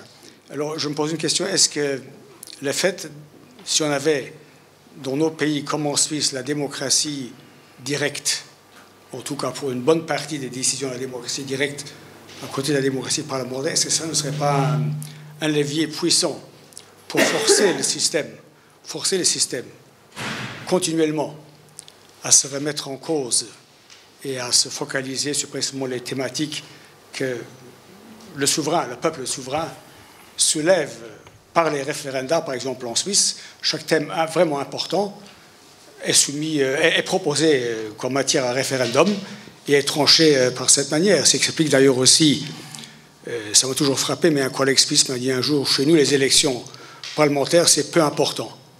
Personne ne s'y intéresse, à vrai dire, vraiment, Parce que l'essentiel du pouvoir remonte de toute façon de la base de la population à travers le référendum, et c'est beaucoup plus puissant puisque ça tient les gouvernants. C'est en fait une épée de Damoclès sur le cou des gouvernants pour les rappeler constamment à l'ordre. Merci. Oui, non, je suis d'accord, mais en fait, c'est vrai que ce qui est incroyable, en fait, c'est qu'on se soit habitué, surtout en France, à ne pas connaître cette situation, alors que c'est absolument nécessaire. C'est effectivement élire des gens pour 5 ans et sans avoir aucun droit pendant 5 ans. En fait, même ça fragilise même le pouvoir en place, parce que dès qu'il y a une crise de confiance, dès qu'il y a un problème, il perd de la popularité, puis ensuite il n'arrive jamais à réaugmenter parce que la défiance s'est installée, alors que s'il proposait une nouvelle initiative qui faisait le soutien de la population, ça permettrait de se relancer. Donc ça me paraît fondamental. Après, moi j'ai mon frère qui vit en Suisse, et c'est vrai qu'il est désespéré de certaines votations, comme par exemple il y en avait une sur le salaire minimum qui a été rejetée par la population suisse. Donc on voit que ce n'est pas forcément signe de progrès, mais la difficulté qu'on a aujourd'hui, c'est que de toute façon, c'est que la transition écologique ne peut pas, enfin en tout cas en France c'est tellement évident, les institutions de la Ve République sont critiquées par tout le monde enfin pas par tout le monde évidemment, mais par beaucoup de gens depuis des années, c'est qu'on ne peut pas mettre en place, je crois vraiment qu'on ne peut pas mettre en place la transition écologique, en tout cas en France, avec nos institutions politiques. Il faudrait vraiment un autre rapport à tous les niveaux, entre l'État et les collectivités locales, les régions, ce que vous avez dit exactement, les associations, la société civile. Enfin, il faudrait un autre rapport. En fait, il faudrait un changement complet de notre État en France, et qu'il faudrait un État beaucoup plus fort vis-à-vis des firmes multinationales, vis-à-vis des gens qui évadent l'impôt, etc. Et d'un autre côté, un État beaucoup plus modeste vis-à-vis des citoyens ordinaires, vis-à-vis des maires qui connaissent bien les problèmes, vis-à-vis des collectivités locales, vis-à-vis des territoires. Il y a des territoires qui sont dans des dynamiques de transition écologique, qui pourraient servir d'exemple, etc. Donc il faudrait que... Et nous, on a un État qui est exactement l'inverse. On a un État en France qui soutient totalement les grandes firmes multinationales, y compris les pires comme Total. L'État français, par exemple, a soutenu les grandes banques françaises sous un gouvernement évidemment socialiste, la BNP, la Société Générale, lorsqu'il y a eu des tentatives de régulation à Bruxelles, sous l'impulsion d'un autre Français, d'ailleurs, qui était Barnier, qui était gaulliste, mais qui était attaché, lui, à la stabilité financière. Il y a un livre qui raconte tout ça. Il a essayé, lui, de mettre en place des régulations financières, et c'est un gouvernement de gauche qui s'y est opposé en France. Donc l'État en France, contrairement à ce qui est parfois raconté, est très très proche des firmes multinationales, a toujours soutenu les grandes entreprises du nucléaire, de la banque, de l'agroalimentaire, de la chimie, de la pharmacie, etc. Donc il faudrait faire exactement l'inverse. Et par contre, donc il est faible avec les forts, et par contre l'État français est fort avec les faibles, c'est-à-dire que, sauf exception, il ne prend jamais au sérieux les associations altermondialistes, écologiques, ou même les autres acteurs publics à des échelons inférieurs. Donc il faudrait, mais là c'est tellement ancré dans la culture technocratique française que pour changer ça, c'est vraiment pas facile. Ouais. On va prendre les dernières questions et commentaires. Donc il y avait madame et monsieur. Ok. Merci beaucoup pour votre présentation. Vous nous avez donné quelques pistes. Là où j'arrive pas à me faire une représentation, c'est comment chronologiquement pouvoir s'y prendre. On nous dit que si, par exemple, dans un pays, on change, par exemple, la fiscalité.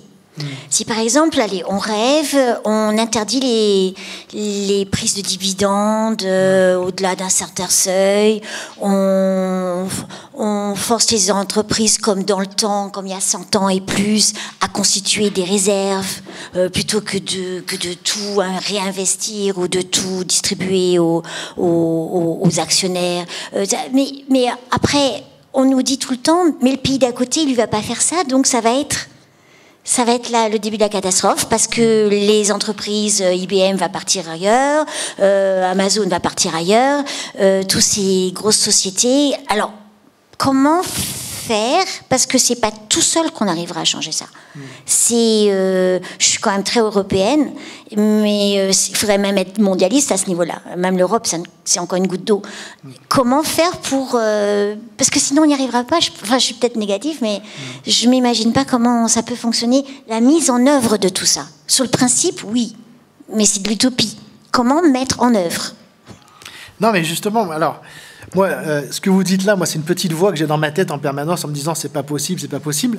Mais je pense vraiment que c'est possible au niveau français. Je vous donne juste quelques exemples. L'ISF, l'impôt sur la fortune, on nous a expliqué depuis qu'il a été créé, bon, quand il a été créé déjà, sous la gauche dans les années 80, et ensuite que c'était une catastrophe. Les études empiriques montrent qu'il y a très peu de gens qui quittent la France, qui ont quitté la France à cause de l'ISF ou qui le quittent chaque année. C'est-à-dire qu'on parle de quelques centaines de personnes, et dans les gens qui partent, il y en a un tiers, c'est pour des raisons strictement personnelles, un tiers pour des raisons professionnelles, et un tiers, effectivement, à cause de l'impôt. Et vous en avez plein qui reviennent dans l'autre sens. Parce que la mobilité, c'est compliqué. En fait, ça fait partie... Là, les libéraux aussi nous ont fait croire que la mobilité, c'était facile. Mais si vous êtes riche en France, vous avez votre entreprise en France, vous avez votre conjoint en France, vos enfants, vos amis, etc., c'est pas si simple de partir à l'étranger. C'est pas vrai du tout. Vous changez de vie. Bien sûr qu'il y en a qui vont le faire. Mais ce qui est étonnant, c'est que par rapport à ces questions-là, on n'est jamais, alors qu'on devrait être tout le temps là-dedans en tant qu'économiste, on n'est jamais dans un débat pragmatique, on est toujours dans le tout ou rien. C'est comme le protectionnisme. On dit effectivement, créer des droits de douane, on a l'impression que vous détruisez l'économie de votre pays. Non, la question c'est sur quoi je les mets, à quelle hauteur je les mets. C'est pareil pour la fiscalité. Ce que vous dites sur les dividendes, par exemple, ce qui devrait exister, c'est tout simplement décourager la distribution des dividendes et encourager l'investissement par la fiscalité. Mais ça, c'est très facile à faire.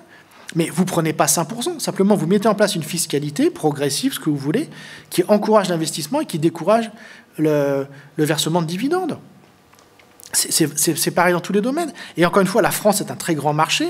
Et du moment que vous redistribuez les richesses et qu'il y a du pouvoir d'achat, les entreprises ont envie d'être là aussi pour faire des profits. Même les entreprises ne sont pas si mobiles que ça. Ça, par contre, c'est des représentations qu'on a tous dans la tête. Qu'effectivement, il y aurait une mobilité parfaite du capital contre laquelle la fiscalité ne pourrait rien, etc. Donc d'abord, empiriquement, c'est pas fait, c'est pas vrai. Et d'autre part, encore une fois, il faut être, c'est ça qui est quand même très marrant, c'est là qu'on voit que l'économie, c'est quand même que de l'idéologie, il faut être que de façon pragmatique, dire effectivement, si je mets un impôt beaucoup plus élevé sur les hautes fortunes, je vais avoir de la perte fiscale. Mais marrant, on regarde que ça. Mais je vais aussi avoir de la rentrée fiscale. Donc, est-ce que je gagne, est-ce que je perds, il faut regarder. Et puis le dernier argument, c'est de dire, faut essayer. Parce que là, ce qui est impressionnant, c'est qu'on est tellement tous, et là je partage tout à fait votre point de vue, on est tellement tous bloqués mentalement qu'on s'interdit même d'essayer. Comme si on allait créer une catastrophe. Non, on essaye. Et si ça ne marche pas, on revient en arrière. Mais là, on n'essaye même pas. Okay. Moi, ma question, elle rejoint un peu celle de Madame. Donc, tout à l'heure, vous aviez dit qu'une des pistes pour changer les systèmes, c'est la transition écologique, et je rejoins tout à fait cette pensée. Mais quand on parle de transition écologique et de climat en général, c'est au niveau mondial que ça se passe aussi. Donc, si même, imaginons en France, au Luxembourg, on arriverait à le faire, si les milliards de Chinois et d'Indiens qui vont vouloir consommer aussi comme nous, et on les comprend tout à fait. Et dans tout ça, et aussi quand je pense aussi, même les personnes qui ont conscience qu'il faut changer les choses, mais comme vous avez dit, on aime quand même prendre l'avion, et même si j'en suis convaincu, je prends quand même l'avion encore. Donc quand je pense à toutes ces choses, j'ai du mal à avoir une approche positive par rapport à cette transition écologique. Et donc ma question, c'est tout simplement, est-ce que dans votre livre ou dans les recherches que vous avez faites, vous avez trouvé des messages vraiment positifs, déjà, que vous pourrez nous transmettre pour dire, voilà, il y a quand même de l'espoir encore. Non, mais évidemment que non. Évidemment que non. Non, j'ai pas de solution. Je l'ai dit tout à l'heure. Le dérèglement climatique, il est certain. Il est certain. Ça, je crois qu'il faut qu'on arrête un peu avec tous les discours sur est-ce qu'on va faire 1,5 ou 2, etc. On va faire 3 degrés, c'est sûr. C'est certain. Puisque effectivement, vous avez tout à fait raison. Personne ne va arrêter l'Inde et la Chine. Rien ne se passe aux États-Unis, évidemment. Rien ne se passe en Europe. Donc, évidemment qu'on va avoir plus 3 degrés. Évidemment qu'on va avoir plus de tempêtes, d'ouragans, de déserts, de plein. Enfin, je veux dire, il n'y a aucun doute là-dessus. Donc, il va falloir nous adapter par rapport à ça. Après, je pense que la transition écologique, il faut la faire simplement parce qu'il faut la faire. C'est un impératif, effectivement, moral, quoi. Parce que ça nous engage par rapport au... pas tellement à la nature, parce que comme tout le monde l'a dit, la nature elle nous survivra, mais par rapport à nous-mêmes, parce que c'est la bonne action à faire, quoi. C'est l'action correcte, de la même façon qu'on ne gifle pas les gens dans la rue, même quand ils nous énervent et tout. Bon. Donc voilà. Et parce que je pense aussi qu'il y a une autre raison, c'est que c'est le seul projet politique profond que je vois aujourd'hui pour remobiliser la société, pour faire quelque chose ensemble, de façon coopérative, et qui redonne. Et aussi parce que je le vois bien, nous tous, c'est l'angoisse. On a connu, je suis assez vieux pour me rappeler de l'époque où tout le monde pensait qu'il allait y avoir une guerre nucléaire entre les États-Unis et l'Union soviétique. C'était l'angoisse du moment.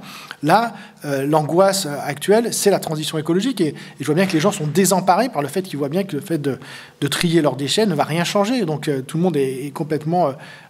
ça nourrit les conversations et les angoisses au quotidien. Donc il faut agir par rapport à ça. Pour se sentir mieux, quoi. Mais effectivement, c'est le dérèglement climatique, c'est sûr qu'il va avoir lieu. Et je suis pas climatologue, je sais pas dans quelle mesure exactement, mais... Alors, comme le temps passe, je vous propose qu'on en reste là, ce qui n'empêche pas qu'on peut continuer la conversation pendant la séance de dédicace avec l'auteur. De notre côté... nous vous souhaitons bien sûr de bonnes fêtes de fin d'année et on vous donnera le rendez-vous l'année prochaine. Alors le premier rendez-vous, ce sera le lundi 7 janvier à la Cinémathèque qui normalement aura réglé ses petits problèmes de parasites d'ici là. Où on présentera justement un documentaire qui est un peu dans la continuité de cette conférence, qui s'appelle System Error, qui fait une critique très féroce et très argumentée du capitalisme financier, mais qui montre aussi des alternatives. Voilà. Donc c'est le lundi 7 janvier. Sinon, on continue bien sûr les conférences lunch. Alors l'oratrice, car ce sera, j'espère, une oratrice qui viendra, confirmera seulement la semaine prochaine la date. Donc vous pouvez toujours nous suivre sur Facebook, Twitter ou sur notre newsletter pour connaître nos prochains rendez-vous. Voilà. On vous remercie et bien entendu maintenant c'est l'heure des dédicaces pour les personnes qui souhaitent se faire dédicacer le livre de Gilles Raveau. Merci.